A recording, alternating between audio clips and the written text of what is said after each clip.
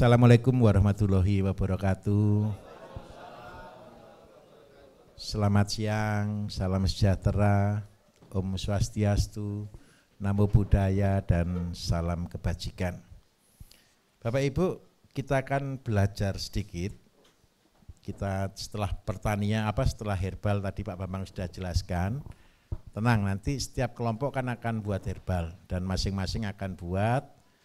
Jadi yang sudah memasukkan nama yang tadi ya sakit, nanti satu tim herbal itu bertugas untuk menyediakan rebusannya untuk masing-masing orang yang membutuhkan. Jadi kan sudah ada daftarnya kan yang sudah kita terima, nanti Bapak Ibu konsumsi. Lah besok ganti tim juga yang ganti menyediakan minuman tadi. Selama ada 4-5 hari ini Bapak Ibu akan konsumsi itu rutin. Nanti di hari Minggu Bapak Ibu bisa membuat testimoni. Jadi obat itu bukan harus beli. Tapi obat itu bisa dibuat. Ini bukan buatan saya juga kan. Yang buat kan Bapak Ibu sendiri dan teman-teman sendiri. Jadi bisa membuktikannya di sana. Betapa pentingnya herbal. Nah, sekarang kita pindah ya. Kita akan jelaskan tentang pertanian.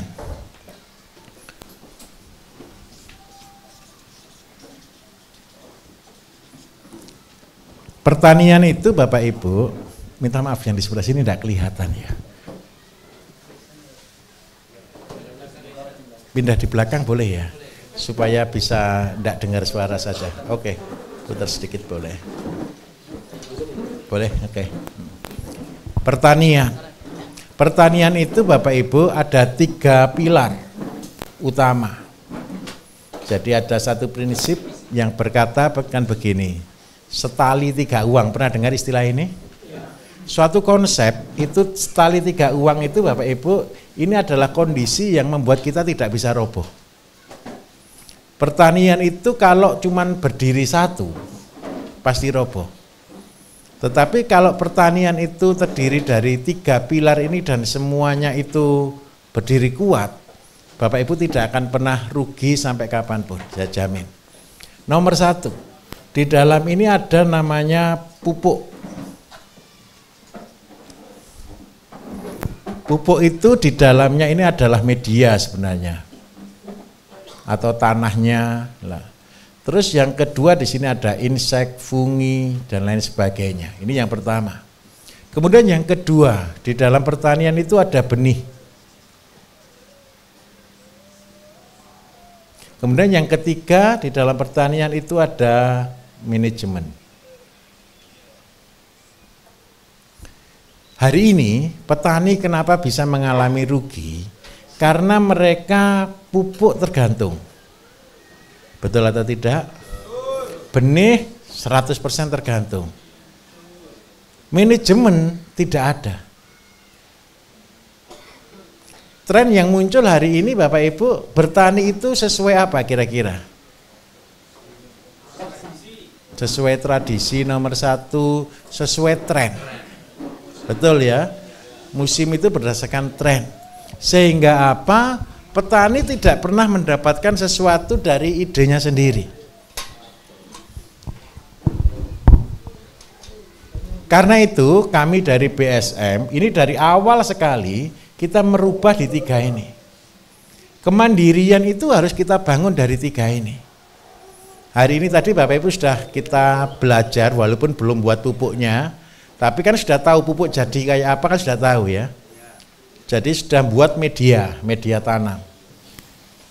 Media tanam ini Bapak Ibu tenang, nanti yang di bagian pertanian akan belajar caranya nyangkul. Tapi tenang, semua akan kebagian. Orang pertama kali nyangkul itu dianggap penting atau tidak? Selama ini orang nyangkul itu biasa atau istimewa? Coba bayangkan, habis dicangkul diinjek-injek, betul atau tidak? Berarti merasa bahwa cangkul itu cuma biasa, betul kan? Padahal mencangkul, membuat media, itu adalah urutannya adalah nomor 1. Kenapa sih tanah itu harus dicangkul? Ini yang pakai tradisional dulu, saya jelaskan yang tradisional dulu ya. Cangkul itu ada standarnya, kedalaman harus minimal 30 cm. Kuat orang nyangkul 30 cm? Berapa dalam orang mencangkul? Maksimal 5 sampai 10 cm. Nyangkul 20 aja enggak pernah bisa. Padahal Bapak Ibu tahu akar tanaman? Akar tanaman itu Bapak Ibu kalau tanaman jagung itu dalamnya bisa sampai 50 cm.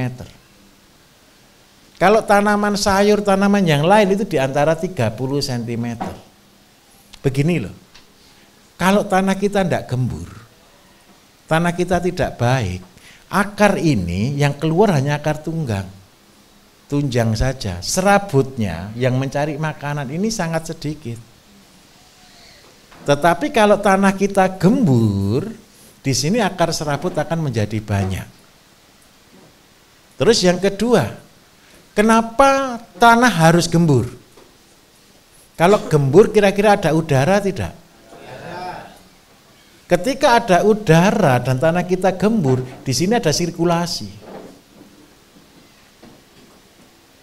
Nah, yang keren petani kita hebat. Setelah dicangkul sambil nanam sambil diinjek. Betul? Pernah nginjek tanah? Sebentar, minta maaf, saya tunjukkan. Ini tanah habis dicangkul kan gembur begini ya. Setelah diinjak apa yang terjadi? Begitu ambles seperti ini, keras enggak kira-kira bagian atas? Ketika tanah ini sudah keras, ketika ada air jatuh, masuk ke dalam atau ke samping? Sudah paham ya? Jadi ayo kita nalar sama-sama. Ini adalah poin paling penting di dalam bertani. Jadi Bapak Ibu kami punya konsep, mencangkul itu tidak harus tiap kali tanam harus dicangkul. Perjanjiannya adalah jangan diinjak.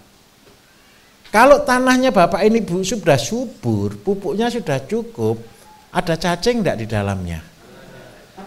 Pasti atau tidak? Pasti. Kenapa cacing itu penting untuk tanah? Bukan mengurai, bukan gitu Pak. Ketika dia cacing di sini, kotorannya di mana? Kotorannya di atas. Ini ada lubangnya enggak? Udara masuk, air masuk. Tanah kita butuh udara.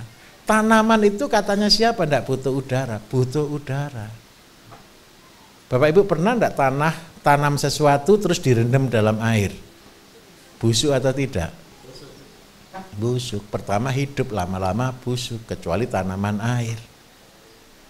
Lah, kalau tanah kita ada air terus habis itu airnya enggak bisa mengalir, maka yang terjadi dia pasti busuk. Lebih enak mana? Ngobati atau mencegah? Nah, tanaman ini Bapak Ibu ketika kita proses tanahnya sudah bagus, antibodi tanaman akan kuat. Sebenarnya tanah kita itu bisa mengurai dirinya sendiri, bisa mencangkul dirinya sendiri. Ini konsep alaminya. Yang menjadi masalah keterlibatan manusia justru memperburuk keadaan. Ada orang dengan cara di traktor. Traktor pakai alat berat, bagus sih pada waktu awal. Tapi kalau setelah itu ditabrak lagi, paham maksud saya? Karena itu sistem bedeng itu jauh lebih penting. Lah kalau sama-sama dicangkul terus habis gitu masih diinjek lagi, percuma. Lebih baik kita buat yang tanpa olah tanah. Biaya nyangkul hari ini mahal Bapak Ibu. Nyangkul itu mahal. 1 hektar itu borongan nyangkul bisa sampai 5 juta sampai 7 juta loh kalau nyangkul. Bisa lebih ya kalau buat bedengan itu ya. Kalau pakai traktor memang lebih murah, paling ya 2,5 juta, 3 juta kalau sampai finish. Tapi ada plus minusnya. Nah, ini koin yang pertama. Terus yang kedua, supaya tanah ini dia berfungsi, ingat baik-baik, tidak ada tanah subur. Tidak ada tanah subur. Yang dimaksud dengan tanah subur adalah Di dalam tanah ada mikroorganisme yang hidup. Dan, ada dannya, dia mampu mengurai bahan-bahan aktif yang ada di dalam tanah. Sering kadang-kadang kan begini, orang bilang, Pak, tanah saya batu berpasir. Tanah batu berpasir jelek atau baik? Tergantung. Untuk apa? Saya ulangi ya, kalau tanah saya liat, bagus atau jelek? Tergantung, untuk apa? Jadi jangan pernah terkecoh menanam sesuatu yang bukan pada tempatnya. Contoh, kalau kita dikasih rezeki lahir di tanah yang tanda kutip batu berpasir. Kalau tanah batu berpasir, kira-kira apa yang ada di dalam batu berpasir? Paling banyak mineral kan? Batu pasir itu isinya mineral. Lah kalau itu banyak mineral, berarti tanaman apa yang bisa hidup di situ? Tanaman-tanaman yang membutuhkan mineral. Terus dia kurang apanya? Berarti kurang unsur hara. Seandainya unsur P-nya sudah ada dari batu pasir, K-nya kurang, N-nya kurang. Berarti kalau tanah kita kondisi seperti itu, yang kita tambahkan cuma N dan K. Tanamannya apa? Kalau seandainya, Pak, saya tidak mau repot, tanahnya batu berpasir, saya cuma tanami kacang tanah. Tidak usah dipupuk apa-apa, tanahnya, kacangnya pasti subur sekali. Buahnya pasti besar-besar sekali. Paham maksud saya di sini? Kenapa kok tanam kacang tanah bisa menyuburkan tanah? Karena kacang tanah bisa mengambil nitrogen dari udara. Syukur-syukur, ini ada catatan juga. Jangan tanam waktu musim kemarau. N-nya dari mana tanaman itu? Dari hujan yang turun. Nah, karena itu Bapak Ibu, kalau kita butuh air hujan, setiap tanah wajib punya penampungan air hujan. Ini saya kasihkan rahasia terbesar dari katalis saya. Katalis saya itu paling bagus di musim hujan. Kenapa kok di musim hujan? Karena mampu mengurai air hujan menjadi nitrogen. Makanya ceritanya petani ketika tanam padi di musim hujan, nitrogennya akan tinggi, tanamannya pasti bagus. Seandainya pakai air sumur dengan air hujan, beda atau tidak? Air sumur itu dari mana? Dari bawah. Kalau hujan dari mana? Dari atas. Hujan ini tidak hanya hujan, hujan ini juga mengandung banyak zat yang ada di udara. Kelihatannya kosong, tidak kosong. Kalau yang dari bawah yang keluar mineral, tapi kalau dari atas yang keluar gas nitrogen.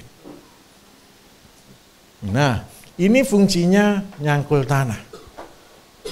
Karena tanah kita terbatas sekali, jadi nyangkulnya cuma 2 meter, tapi kalau orang 10 kan bisa lihat kan. Betul ya, bisa praktek sama-sama lah, walaupun 2 cangkul, 3 cangkul keluar keringat. Saya minta maaf sebelumnya ya Bapak Ibu ya, banyak berkeringat ya, enggak apa-apa ya. Biar sehat gitu. Oke, nanti setelah tanahnya sudah dicangkul, kita campur pupuk. Pupuk itu hanya tambahan. Sebagai apa? Makanan mikroorganisme. Kalau pakai pupuk Bapak Ibu, pupuk yang kita sediakan ada N, P, dan K. Bapak Ibu nanti kan buat pupuk nih, pupuk urea. Bahannya adalah kotoran ayam pedaging, kotoran ayam petelur, kemudian urin sapi, urin kambing. Nah, ini adalah bahan pokok utama. Nanti tidak usah ditulis lah, kalau ini SOP nanti dikasih semua, kan ada semua. Nah, saya jelaskan sedikit. Bagaimana kita membuat ini menjadi urea? Sumber urea sebenarnya dari mana? Nitrogen sebenarnya dari mana? Dari kotoran ayam petelur. Kenapa kok kita gunakan kotoran ayam pedaging separuh? Karena rata-rata pupuk ini sebenarnya adalah pupuk untuk padi. Jadi saya ciptakan pupuk ini Bapak Ibu awalnya bukan untuk pupuk urea loh. Awalnya fokus saya hanya untuk padi. Karena itu bahan yang saya gunakan adalah kotoran ayam pedaging. Kenapa kok kotoran ayam pedaging? Karena kotoran pedaging mengandung sekam. Betul enggak? Sekam asalnya dari mana? Dari padi. Sehingga apa? Sebenarnya pupuk ini bukan untuk pupuk N, tapi pupuk untuk padi. Kalau mau N tinggi saja Pak, apakah saya boleh tanpa kotoran ayam pedaging? Boleh. Tapi terus terang kita akan merubah sedikit di komposisi. Berarti Bapak Ibu harus mengurangi kandungannya supaya tidak sampai terbakar tanamannya. Cuman itu saja. Apakah lebih bagus? Lebih bagus. Terus seandainya ini saya bukakan lagi, Pak, saya tidak ada kotoran ayam petelur. Adanya kotoran walet, kotoran seriti, kotoran burung pokoknya ya. Apakah puyuh? Nah, apakah lebih bagus? Lebih bagus. Ada cumannya, sistemnya jadi berubah. Sistemnya berubah begini, selain kotoran pedaging ini mengandung sekam, dia kan sekam itu mengandung pori-pori Bapak Ibu. Pori-pori fungsinya untuk apa? Udara bisa masuk. Kalau cara buatnya untuk kotoran ini kan begini, tinggal satu kotak aja, masukkan semua bahan, disiram, ditutup rapat. 1 minggu sudah jadi. Tanpa diapa-apakan, tanpa dibalik, tanpa diapa-apakan. Tujuannya apa? Ketika dia terjadi pemasukan seperti ini, karena bahannya adalah ada sekamnya, sehingga dia secara otomatis ada pori-pori. Betul atau tidak? Pori-pori ini ada udaranya enggak kira-kira pada waktu memasukkan awal? Ketika ada udara ditambah bakteri, terjadilah proses oksidasi atau pembakaran. Ketika proses pembakaran ini terjadi, timbullah panas. Karena bakteri yang ada di sini adalah bakteri pembuat nitrogen. Sehingga apa? Ketika terjadi pemanasan, suhunya bisa tembus sampai 70 sampai 80 derajat Celcius. Panas atau enggak 70 itu? Panas. Pernah mandi air panas? Suhunya berapa derajat kira-kira? Paling tinggi 40. 50 aja sudah kepanasan. Nah, berarti kalau 70 panas sekali enggak? Kenapa kok harus dibuat panas? Supaya matang. Apa yang matang? Sekamnya matang, kotorannya matang, semuanya matang. Sehingga apa? Terjadi proses pemisahan bakteri.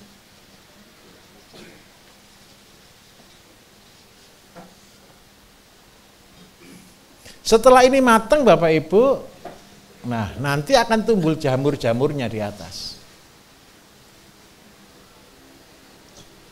Spora-spora jamur. Lah, spora-spora jamur ini akan menyebar semuanya sebenarnya. Ketika ini dimasukkan di tanah, dia akan berkembang. Dan inilah yang menyuburkan tanah. Tetapi saya berkata jujur, ini dosisnya tidak banyak. 1 meter persegi hanya butuh 150 gram. Banyak atau sedikit? Jadi cuma 1 genggam. Kira-kira cukup atau tidak untuk tanaman kalau cuma 150 gram? Kurang. Habisnya lama karena berbahan sekam. Sekam itu nampung. Karena itu kan ada yang cair. Cair ini adalah makanan yang diberikan terus-menerus ke sini. Karena itu secara berkala. Karena Bapak Ibu sudah masuk di pertanian modern. Sekarang kita naik level. Kalau di pertanian tradisional SOP-nya ini mupuk ini hanya 7 hari, 25 hari, cuman 2 kali pemupukan. Supaya tanaman ini lebih bagus, kira-kira kalau lebih sering dipupuk lebih bagus atau tidak? Lebih bagus. Pasti atau tidak? Pasti. Karena itu seandainya Pak saya mau modern, medianya kan terbatas. Tempatnya terbatas. Pemupukannya 7, 14, 25, 21, 28, 35, 42 lah anggap aja. 1, 2, 3, 4, 5, 6. Biayanya bengkak enggak kira-kira? Dari 2 ke 6. Bengkak. Tetapi kalau pupuknya buat sendiri jadi murah atau tidak? Tetap murah. Hasilnya kira-kira berbeda enggak? Pasti. Nah, kalau biasa dengan target saya adalah 6 ton per hektar, gara-gara saya tambah biaya, ini akan berubah menjadi 10 hingga 15 ton. Perbedaannya Bapak Ibu cuma 3 kali. Anggaplah seandainya Bapak Ibu menggunakan pupuk padi, biayanya itu habis 2 juta per hektar. Dengan ditambah 3, berarti anggap aja total jadi 5 juta, enggak sampai 3 kali sebenarnya. 5 juta per hektar. Nambah biaya berapa? 3 sampai 4 lah. 3 sampai 4, anggap 6 lah, 4 juta lah. Tapi nambahnya di sini 4 ton, sedikit aja. 4 ton dengan 4 juta sama-sama angka 4. Betul kan? Kalau seandainya nambahnya 4 juta, kalau di sini harganya 5.000, berarti ketemu berapa? 4 juta nambah biaya, ada pertambahan nilai 16 juta. Inilah manajemen. Tetapi di awal sebenarnya harusnya Bapak Ibu mulai dari yang paling simpel. Tapi saran saya satu, kalau yang belajar mulai dari konsep yang pasti berhasil lah, biaya rendah, produksi bagus. Lah besok Bapak Ibu, ini kan tugas Bapak Ibu sekalian nih, tanah kecil itu. Saya kasih kesempatan juga untuk tanam padi. Tanam padinya di dalam karung. Kenapa kok di dalam karung? Besok setiap kelompok kalau mampu 5, kalau tidak mampu ya 5 mampu lah ya. 5 karung saja kok. Nah, 5 karung itu begini nanti konsepnya. Karung itu Bapak Ibu kita buat tidur seperti ini, Bapak Ibu bisa lubangi jadi 6 lubang. Begini ya, ini untuk tanam padi. Nanti di rumah pun sama, buktikan. Tanamnya dari biji langsung.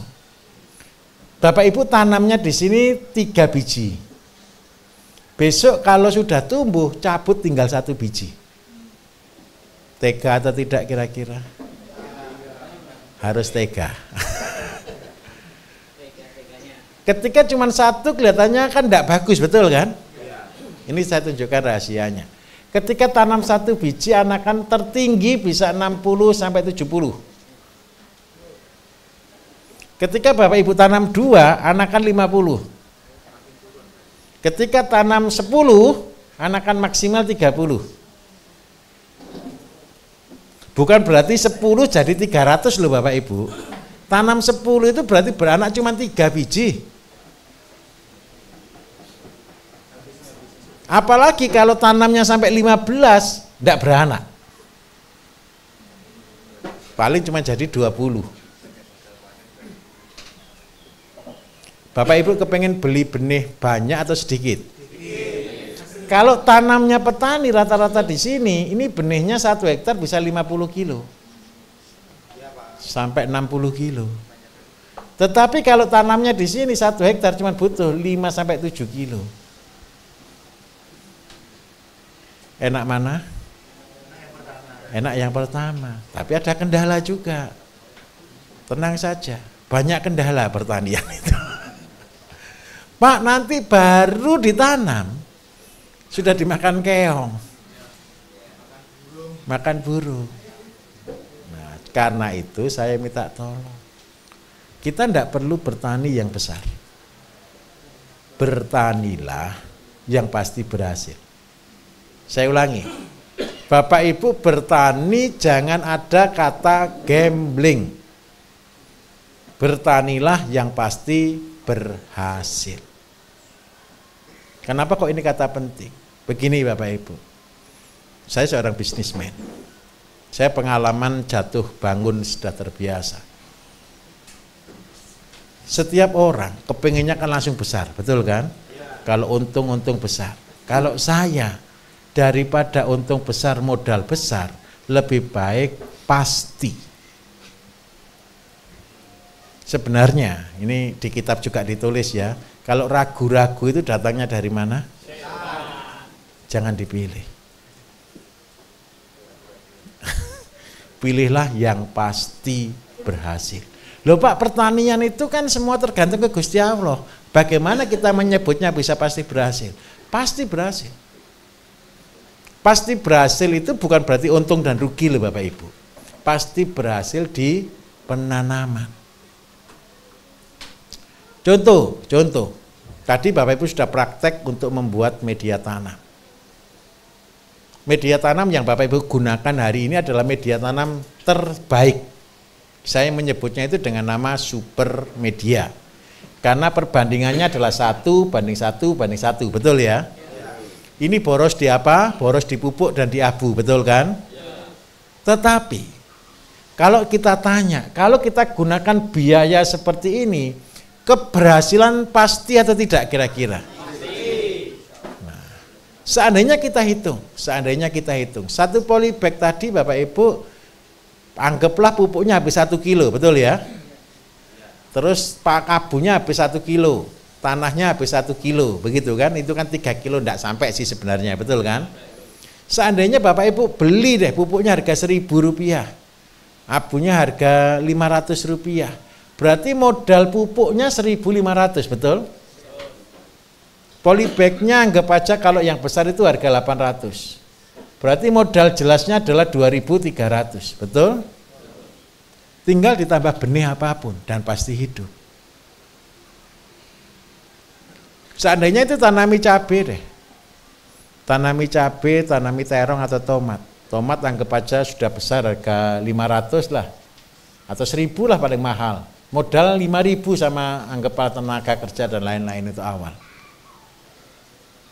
Seandainya tanaman itu sudah berbuah, untuk cari modal kembali 5.000 kira-kira berat atau tidak? Tidak.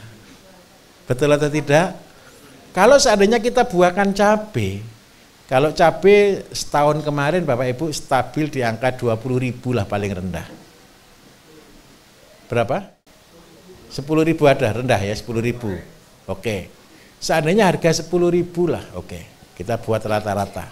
Berarti butuh berapa kilo? Setengah ya. Setengah kilo. Setengah kilo untuk kembali modal. Tapi ada bedanya. Bapak Ibu tahu cabai di sini ya? Yang sudah ikut angkatan Banyuwangi mana? Pak Sugianto sama siapa yang di sini ada ikut? Pak Sugianto aja ya. Dulu tanaman cabai itu kan waktu proses pembangunan ya Pak ya. Jelek atau buruk Pak? Ini tanaman sudah umur 1 tahun. Kalau orang berpikir cabai umurnya berapa tahun Bapak Ibu? 6 bulan. Enak mana? Cabai kecil atau cabai besar? Bukan, cabai pohon kecil atau pohonnya besar? Banyak mana buahnya yang kecil sama yang besar? Nanamnya sekali atau 2 kali kalau yang besar? Enak mana panen 6 bulan atau panen 2 tahun? Modalnya sama atau tidak? Iya. Nah, kalau yang besar kan modalnya sekali. Nah, Bapak Ibu nanti goalnya kalau tanam cabai dengan cara yang modern, jangan dipikir cuma panen saat 6 bulan. Pikirkan panennya bisa 2 tahun. Kalau sudah segitu Bapak Ibu cari 1 pohon 1 kilo gampang atau tidak? Gampang. Tinggal tunggu harga saja. Sebentar, dinalar bisa dinalar enggak kira-kira? Kalau tanaman itu cuma di tanah biasa, tanpa pemberian superfood, tanpa pemberian pupuk yang bagus, maksimal 6 bulan pasti mati. Apalagi kalau tanaman diperkosa. Tapi kalau Bapak Ibu gunakan pupuk yang benar, diberikan makanan yang stabil, terus menerus, tidak berhenti, tanaman ini akan terus hidup. Saya pernah punya tanaman cabai sampai berumur 5 tahun Bapak Ibu. Ada orang yang berkata, loh itu kan sedikit. Loh, enak mana tanam sedikit atau tanam banyak? Tergantung. Apa yang membedakan? Jarak tanam.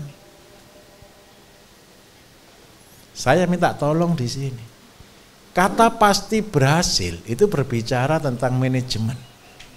Kalau di dalam polybag jarak awal mungkin 1 kali 1 meter dulu atau 1 kali setengah dulu. Pilih yang terbagus, yang jelek bongkar, pindah ganti tanaman. Yang besar biarkan besar. Kenapa kalau yang sudah besar Bapak Ibu gunakan untuk benih paling bagus. Kenapa kok paling bagus? Cabai yang paling bagus untuk benih itu umurnya 3 tahun. Buahnya tahan penyakit. Kenapa kok tahan penyakit? Dia sudah melewati 3 masa. Betul ngerti maksud saya? Hujan panas, hujan panas, hujan panas, dia tahan banting. Itu cara buat benih unggul. Kalau begini mudah atau enggak bertani? Jadi jangan berpikir Pak saya punya 10.000 dulu, jangan. Lebih baik punya 1.000 yang panen tiap bulan dan tidak berhenti dan jumlahnya banyak. Buah produksinya banyak. Ini konsep bertani yang benar. Ketika bertani seperti ini Bapak Ibu, patek, penyakit yang lain selama jalan tidak berani dekat.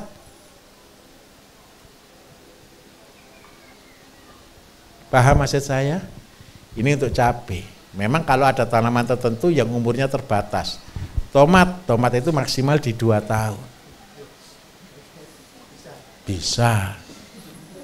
Tomat itu maksimal 2 tahun. Tergantung apa? Makanannya. Nah, Bapak Ibu, kita belajarnya media selesai. Pupuk selesai. Setelah Bapak Ibu melewati fase paling sulitnya tanaman itu sudah punya antibodi. Dan ketika tanaman itu sudah melewati fase antibodi, Bapak Ibu sudah aman hampir tanpa perawatan. Tinggal dipupuk aja berkala, cuman itu aja. Mudah atau susah? Mudah. Oke, saya lanjutkan berikutnya. Jam berapa? 11:30, kurang setengah jam lagi. Manajemen yang kedua.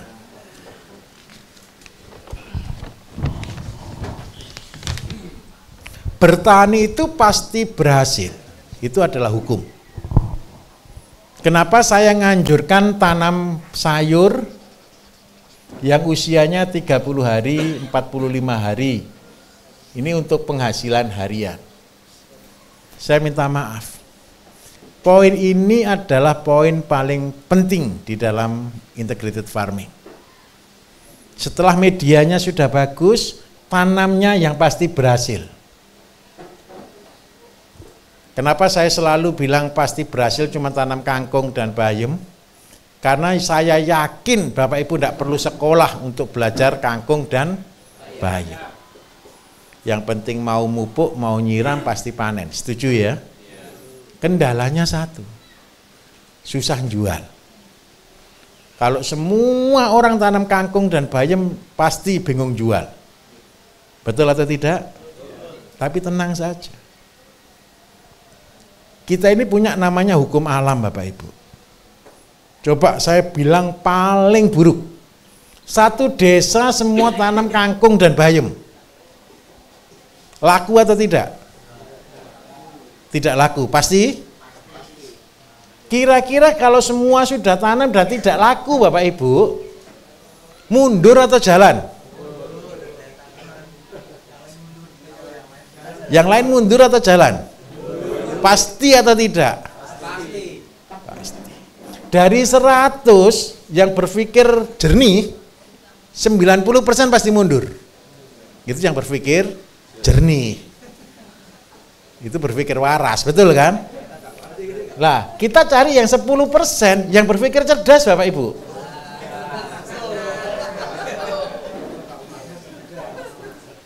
Pada waktu barang tidak laku, dibuang atau tidak? Gara-gara putus. Kenapa mereka putus asa? Bukan hanya tidak bisa mengolah, karena mereka tidak punya visi.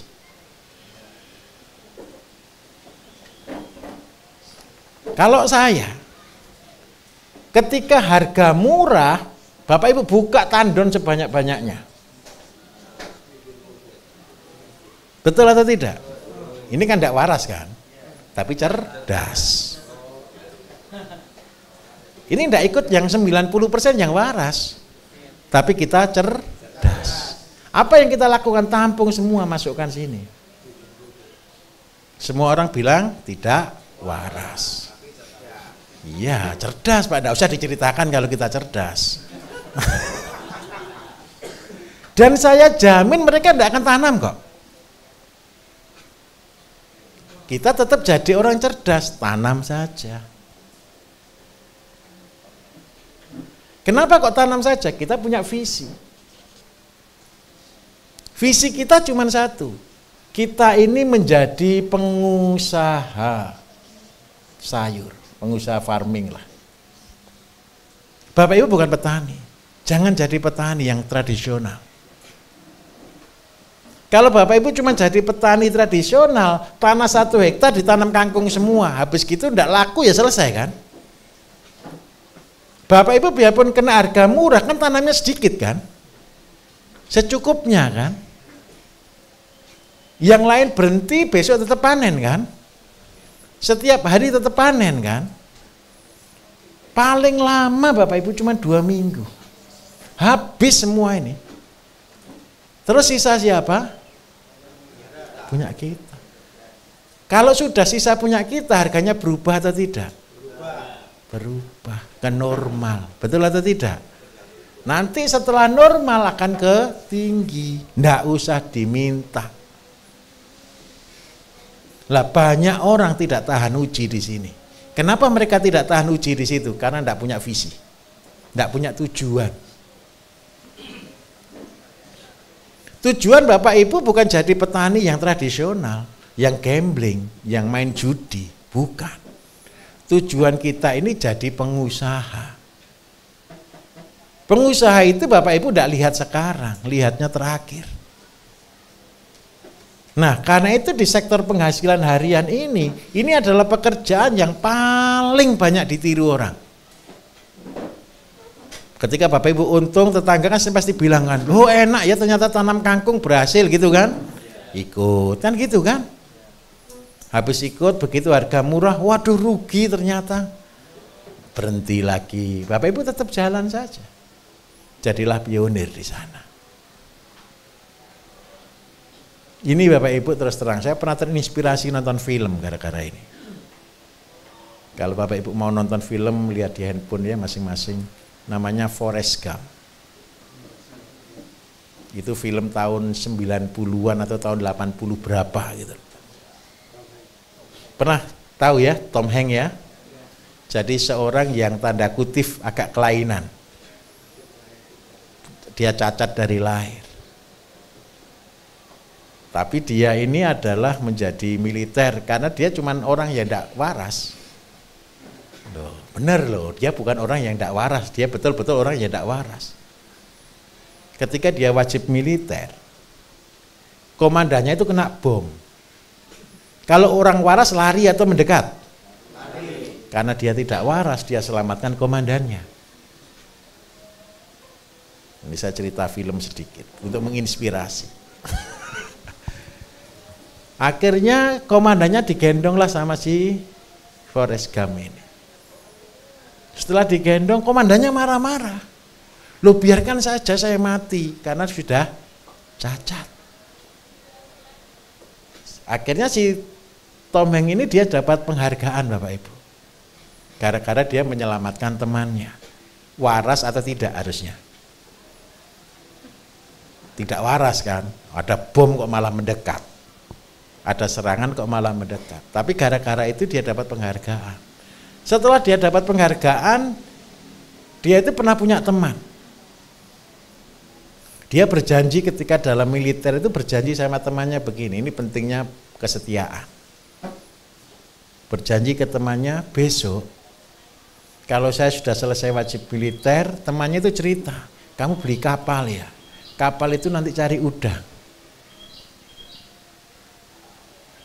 Akhirnya ternyata tengah-tengah wajib militer, temannya tadi meninggal Bapak Ibu. Dalam perang. Tapi si Tom Hanks ini betul-betul setia. Waras atau tidak? Tidak waras. Harusnya dia bisa tidak ingkar janji? Bisa. Temannya sudah meninggal kok. Tapi yang dia lakukan satu, ketika dia sudah selesai wajib militer, dia datangi si rumahnya, keluarganya, temannya tadi. Akhirnya dia beli kapal. Karena dia bukan nelayan. Yang lain pinter cari udang, Bapak Ibu, dia cuma dapat sampah. Tapi karena dia orang bodoh, tidak waras, setiap hari dia melaut. Hingga suatu hari, yang lain tidak ada yang melaut gara-gara tahu akan badai. Tapi karena dia orang bodoh, dia tetap melaut Bapak Ibu. Ketika dia melaut sendiri, kapal-kapal yang lain hancur, tinggal kapalnya dia yang selamat. Nanti tangkap kata-kata cerita ini, dan ini menginspirasi saya. Ketika kapal dia selamat, akhirnya udangnya kan tetap banyak kan di laut kan, tidak ada kapal lain kan, sehingga dia panen sendiri dan menjadi kaya raya. Sampai kaya rayanya dia. Punya kapal akhirnya banyak sekali. Bahkan si temannya tadi yang yang pimpinannya dia, kaptennya dia lah, yang cacat tadi, dia kan sudah putus asa. Sama dia ketemu dia dijadikan nahkodanya kapal. Nah, si Tom Hanks karena sudah kaya raya dia tidak jadi nahkoda, dia putus cinta ceritanya. Enggak apa-apa biar enggak ngantuk. Saya ini pencerita yang handal. Dia putus cinta Bapak Ibu, akhirnya dia cuma lari. Setiap hari dia lari terus. Ketemu orang dia tetap lari terus keliling dunia. Sehingga akhirnya semua orang ikut. 1, 2 ikut, akhirnya jadi geng gitu. Semua ngikuti, ini kan enggak tahu arahnya kemana. Ngarahnya cuma ngikuti si Tom Hanks kan gitu aja kan. Dipikir dia ini punya tujuan gitu. Setelah pesertanya ini banyak sekali, dia pikirannya waras gitu loh. Sampai tertentu saya harus pulang. Jadi dia pulang, yang lain jalan, bingung juga. Lihat follower dan pemimpin, itu bedanya di situ. Pekerjaannya dia, cita-citanya Bapak Ibu, cuman kepengen jadi tukang sapu. Saya ulangi, pekerjaannya dia kepengen cuma jadi tukang sapu. Akhirnya dia bisa beli rumah besar dan dia pekerjaannya setiap hari cuma bersihkan rumput. Dia menjadi salah satu orang terkaya. Saya mau tanya dalam cerita ini, apa yang membuat dia tetap kuat? Kesetiaan. Apa yang membuat dia tetap kuat? Kejujurannya. Apa yang membuat dia tetap kuat? Visinya. Bertani Bapak Ibu, itu sama. Ketika saya nonton film ini saya nangis loh. Ketika saya nonton film ini saya nangis. Ini orang yang katanya tidak waras loh. Bisa mengubah dunia. Biarpun dia jadi kaya raya tetap jadi orang sangat sederhana. Jadi tukang sapu itu bergengsi atau tidak? Tidak. Tapi ketika orang tanya, ini rumah siapa? Rumah saya. Keren atau tidak? Saya kepengen, percayalah Bapak Ibu ketika jalankan program ini, saya jamin 100%, asalkan setia, asalkan tekun, jadi miliarder terlalu mudah. Amin. Tapi saya cuma berpesan, jangan mengubah hidup Bapak Ibu. Itu pesan saya. Ilmu yang saya berikan adalah ilmu praktis, ilmu paling gampang, ilmu yang tanda kutip sebenarnya. Bapak Ibu tidak bisa pelatihan pun bisa, asalkan melakukan. Kalau tidak dilakukan ya tidak bisa. Cuman tadi saya minta tolong, setia. Ingat Bapak Ibu bukan jadi petani, tapi jadi pengusaha pertanian. Tidak butuh modal besar. Tidak ada alasan, Pak saya tidak punya modal, tidak ada alasan. Yang penting di sini cuman ada kemauan, titik. Kenapa kok begitu ini loh contohnya? Sekarang ini semua tanam padi, begitu harga padi kemarin 4.000, 5.000 gitu aja teriak enggak? Setelah mereka dapat harga segitu tani lagi atau tidak? Kadang-kadang sudah putus asa. Kalau putus asa, kira-kira panen berikutnya harganya mahal atau tidak? Baru ketika harga mahal dia baru mencangkul lagi. Paham atau tidak maksud saya? Kenapa kok seperti itu? Karena dia tidak punya tekad. Dia tidak punya tujuan.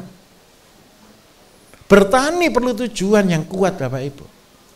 Jujur saya mau katakan, di dalam bisnis, saya ini paling banyak ruginya kok daripada untungnya.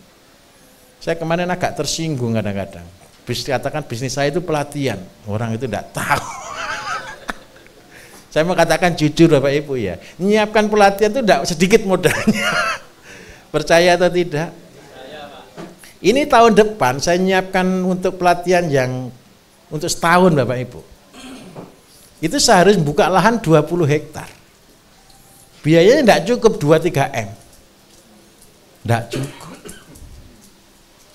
Memang bayarnya 100.000, 100 juta satu orang. Mahal atau murah? Mahal kan 100 juta kan? Setahun ya. Tapi kalau dia berhasil, saya kembalikan 100 juta.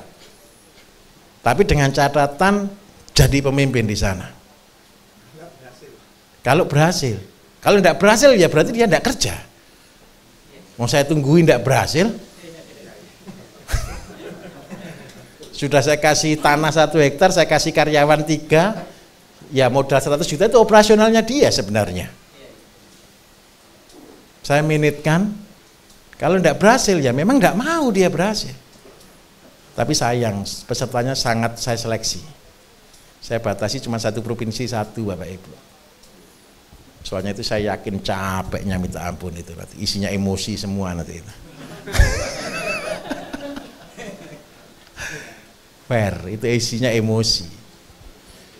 Dari tidak tahu, megang langsung banyak, dengan omset langsung ratusan juta, itu pasti ngeri itu. Tapi saya bayangkan aja tidak tahu. Tapi itu perjuangan, itu perjuangan. Dan percayalah gitu loh Bapak Ibu, walaupun tanda kutip, semua yang saya lakukan itu rugi loh ya, bukan untung loh ya. Tapi rezeki saya tidak pernah berhenti. Apa yang membuat rezekinya tidak berhenti? Karena saya punya tujuan. Ada saja. Saya minta tolong, bertani pun sama. Kalau Bapak Ibu dulu saya mengalami kerugian sampai 18 kali kegagalan di sektor pertanian. Saya minta tolong, karena dulu saya tidak ada yang ngajari. Dulu tidak ada mentor. Dulu tidak ada buku yang seperti Bapak Ibu pelajari hari ini. Karena apa saya katakan seperti itu? Karena ini tidak ada bukunya, sampai hari ini juga tidak ada bukunya. Betul atau tidak? Kalau Bapak Ibu dengarkan di YouTube saya, di ajaran saya, ada bukunya enggak itu? Enggak ada. Itu ilmu ngawurisasi kok. Dan gadukmologi. Kenapa saya ciptakan itu? Itu dari pengalaman-pengalaman saya. Saya kepingin Bapak Ibu sudah tidak usah lagi belajar untuk gagal. Karena itu saya beri batasan, ini rambu-rambunya, mulai dari yang kecil. Saya tidak kepingin seandainya Bapak Ibu hari ini punya uang mungkin ratusan juta, simpen di bank. Lupakan kalau punya uang. Mulai dari yang paling mampu kita kerjakan. Sampai ini menghasilkan, punya penghasilan harian. Seandainya dari ini menghasilkan tidak banyak lah, 10 juta sampai 20 juta saja per bulan. Tolong, yang ini sebagian dikonsumsi, sebagian dikembangkan untuk investasi. Maka ini seperti bola salju yang berputar. Angkatan ini adalah angkatan pertama, sejarah ya, terus terang saya ngajari lengkap. Saya berharap satu, tidak ada lagi alasan untuk gagal. Bapak Ibu bukan hanya bisa membuat pupuk loh ya, sampai tanam, sampai ngolah jadi herbal.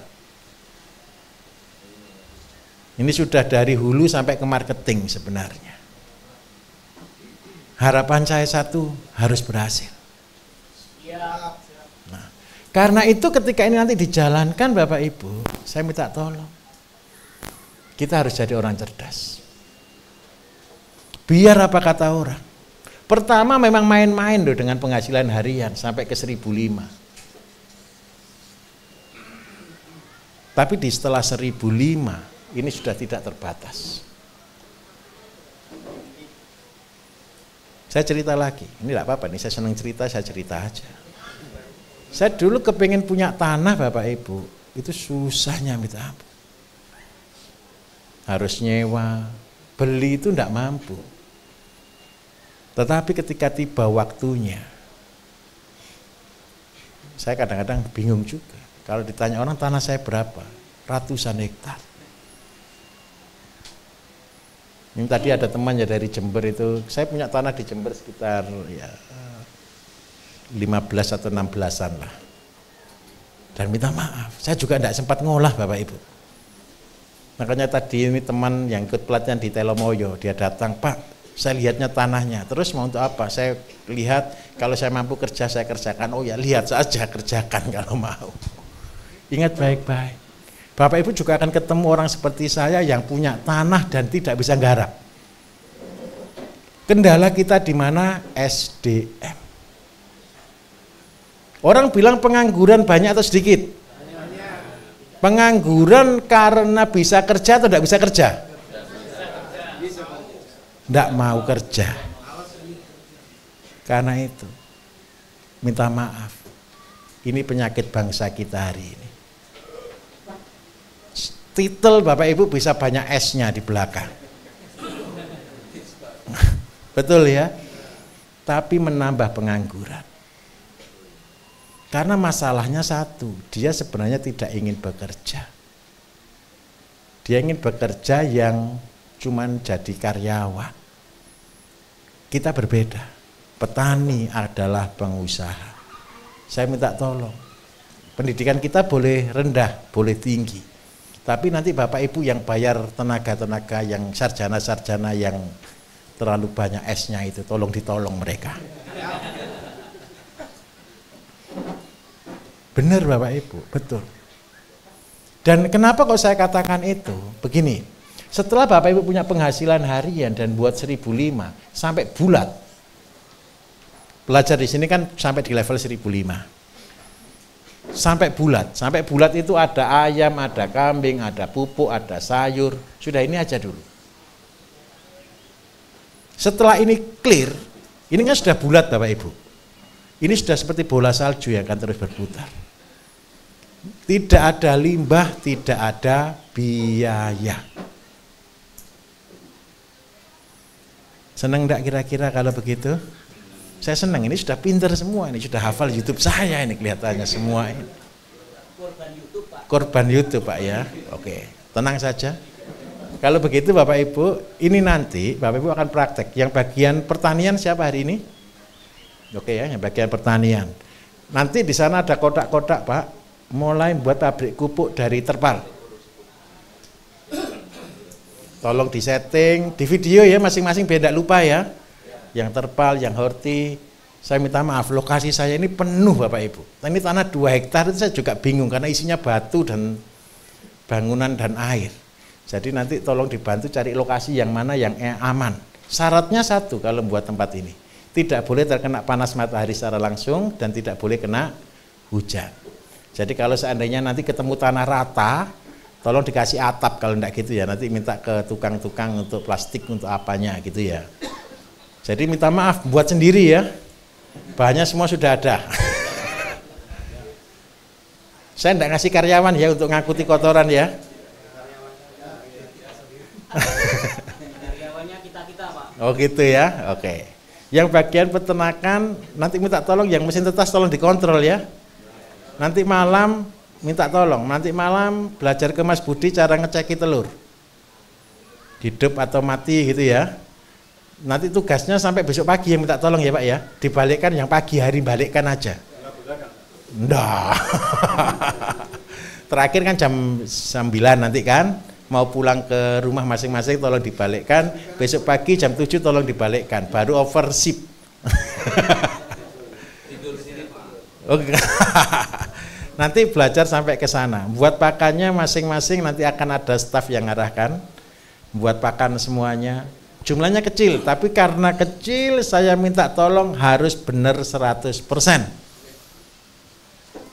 Jadi akan dibuat. Terus yang herbal nanti ketemu dengan Pak Bambang. Terus yang pupuk nanti langsung produksi pupuk ya. Yang pertanian langsung produksi benih ya, media tanam itu untuk tray dan sebagainya nanti biar itu. Terus begini Bapak Ibu. Nanti yang lokasi di sana, lokasi yang di belakang itu nanti sambil ngobrol Bapak Ibu rundingkan mau tanam apa. Polybagnya kan saya sudah ketemu nih, rata-rata satu kelompok kan 120 ya. Nah nanti Bapak Ibu mau tanam apa saja tolong ditulis. Kita akan sediakan benihnya semuanya. Ini sebenarnya ada koreksi sedikit, saya minta maaf. Koreksi sedikit. Polybag itu sebenarnya ditaruh di tanah atau di batu? Ayo kita nalar sama-sama. Ini hukum saya. Polybag itu ditaruh di tempat yang tidak bisa ditanami. Yang ada tanahnya diapakan? Dicangkul, ditanam langsung. Jadi nanti ini ada beberapa koreksi, saya minta maaf. Kan ditekan langsung lubang enggak itu? Itu sudah jaraknya 5x5 Bapak Ibu. Tinggal taruh benih di situ, jangan ditimbun ya. Jangan ditimbun terlalu dalam. Jadi begitu benih ditaruh, nanti ketika disemprot dengan air dia langsung longsor, betul? Nanti ketika longsor dia baru tumbuh. Begitu. Kalau bisa, ini benih, konsep benih. Benih itu Bapak Ibu akan tumbuh di tempat yang dingin atau di tempat yang lembab. Lembab itu panas atau dingin? Gini ceritanya, ini rahasia bibit. Pernah tahu benih? Ketika benih direndam, ditaruh, ditumpuk, hangat atau tidak? Saya minta tolong. Nanam apapun harus kondisi hangat. Itu dalam tanda kutip terfermentasi secara anaerob. Jadi seandainya Bapak Ibu tanam lubang, ini harus bukan ditutup rapat, tapi ini harus ditutupi warna gelap supaya di sini ini lembab. Tanaman tertentu seperti cabai, terong, tomat, seledri itu butuh panas. Bahkan ketika saya dulu 30 tahun lalu Bapak Ibu, ya memang ini teori paling kuno ya. Ketika saya sebelum benih itu saya open. Opennya itu bukan di open kering ya. Jadi ini satu nampan, saya kasih kain, saya kasih benih, saya kasih kain, saya siram air, saya kasih lampu. Supaya apa? Supaya hangat. Airnya setiap berkala saya sirami.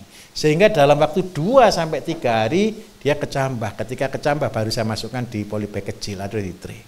Sehingga apa? Pertumbuhannya 100%. Pak, kalau seandainya tidak bisa konsep seperti ini, tidak masalah. Kita molor jadi sampai 4 hari, sampai 5 hari, berarti kita taruh di tray, berarti kita kenakan sinar matahari supaya dia tetap panas dan lembab. Tenang saja, semua akan praktek. Jadi seperti itu Bapak Ibu. Nanti kita akan ke bagiannya masing-masing ya. Jadi habis ini makan, terus yang bagian pupuk langsung buat pupuk, yang perikanan buat pakan Pak ya, buat pakan sama pelihara ikan ya. Sama nemen ikan juga boleh, mancing ikan juga boleh.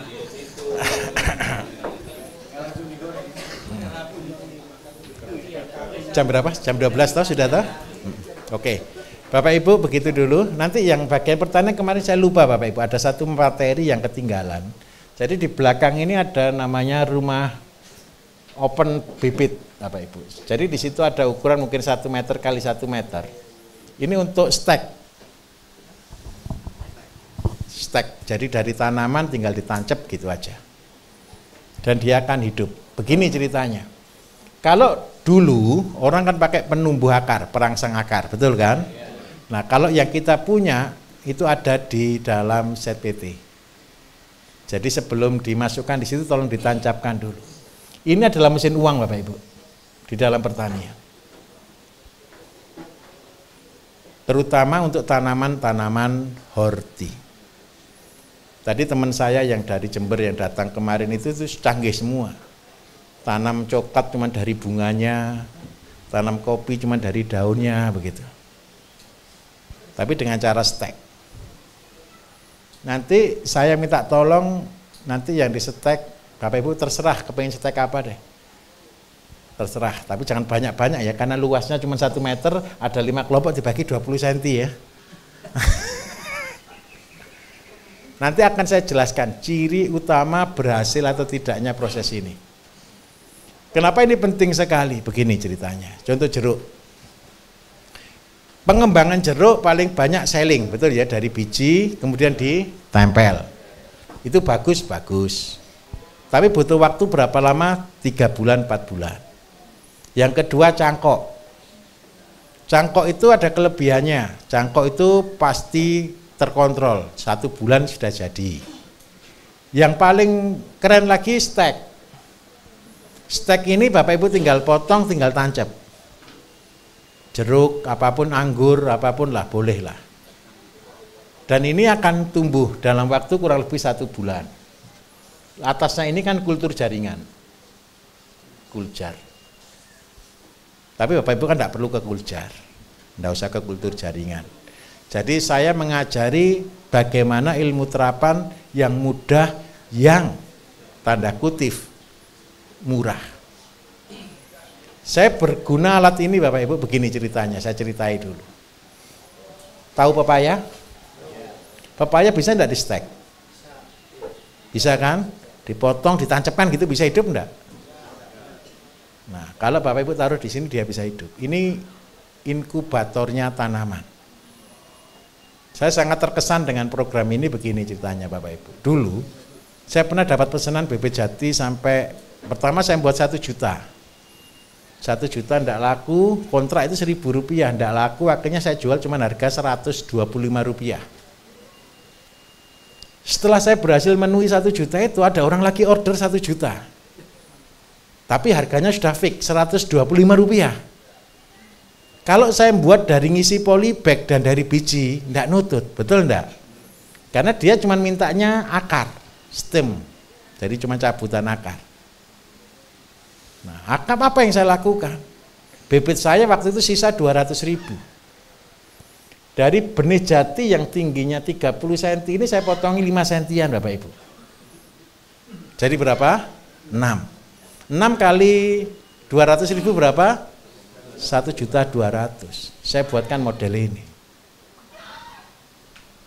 Untung atau rugi? Untung. Jadi saya jual cuma Rp125 karena cabut akar saja, stem. Nah, saya tunjukkan rahasianya. Apa jeleknya? Kalau tanaman keras dibuat model kayak gini, pohonnya itu begini. Harusnya bagaimana? Begini kan? Ini 3 meter atau 4 meter sudah begini. Jadi tidak bisa tinggi. Nah, tanaman apa yang cocok kalau begitu untuk tanaman ini? Buah, jeruk, durian, semangka, apokat, apokat, mangga, lah buat konsep seperti ini. Nah, Bapak Ibu pelajari aja, nanti saya minta tolong, di rumah jangan buat besar-besar, praktek. Begitu ya. Medianya cuma 1, abu. Abu bakar tadi. Ya, sekam boleh. Tapi bukan sekam hidup loh ya, abunya sekam. Tujuannya abu apa? Steril. Terus yang kedua, nutrisinya dari mana? Tidak perlu nutrisi, yang penting keluar akar dulu dari zat PT tadi. Nanti disiramnya pakai zat PT. Ini apakah perlu disiram? Tidak, tiap hari tidak, hanya seminggu sekali disemprot gitu aja. Nanti praktek ya, tenang saja, semua akan kebagian praktek. Oke, selamat makan siang.